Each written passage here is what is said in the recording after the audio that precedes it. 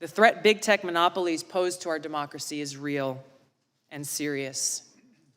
I've had personal experience with this. After the first Democratic primary presidential debate in 2019, I was the most searched candidate of the night.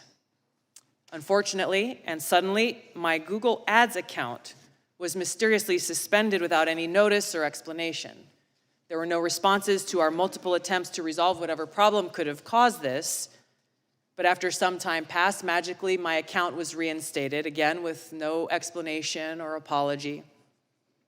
But their actions limited my ability to connect with voters who were actively seeking more information about my candidacy and why I was offering to serve them as President and Commander-in-Chief. This has not only happened to me, it's happened to other candidates running for various offices. Joe Kent, running for Congress in Washington State, is one I know personally of.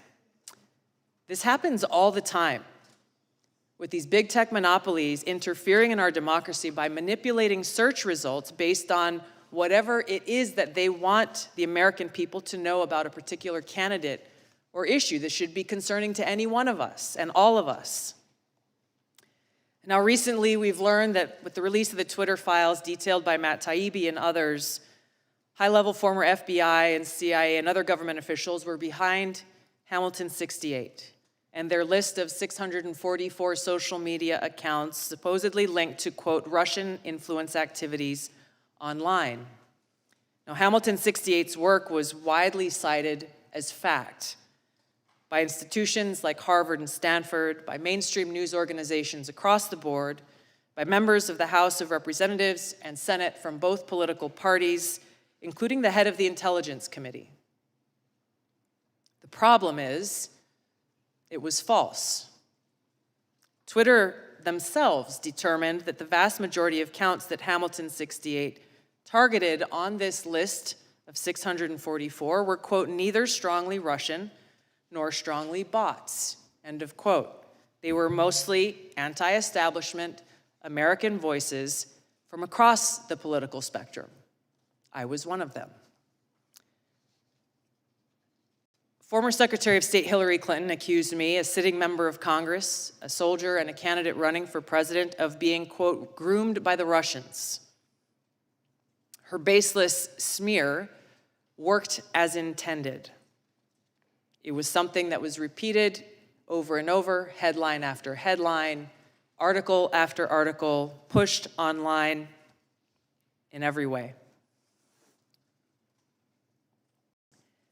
This had the harmful impact that was intended. I could give you many examples of interactions that I've had with people throughout that campaign and still today.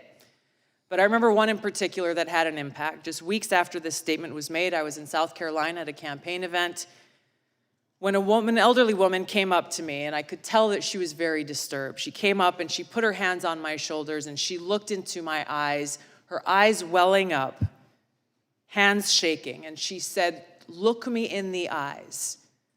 I need to know if you are working for Putin." She was serious. I couldn't believe it. I looked her straight back in the eyes and expressed to her from my heart how much I love this country, so much that I'm willing to die for it. More recently, U.S. Senator Mitt Romney accused me of treason, a crime that is punishable by death under our laws. I challenged him to back this serious allegation up with evidence.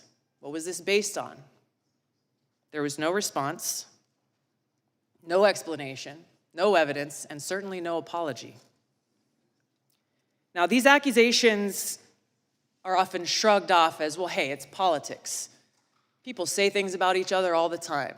That may be easy for some of you to say, but for somebody who wears the uniform, this is serious. And it's serious not only to me, but to my fellow service members and veterans, every one of us making a decision at some point in our lives to raise our right hand, prepared and volunteering to lay our life down for this country. What does that mean in reality?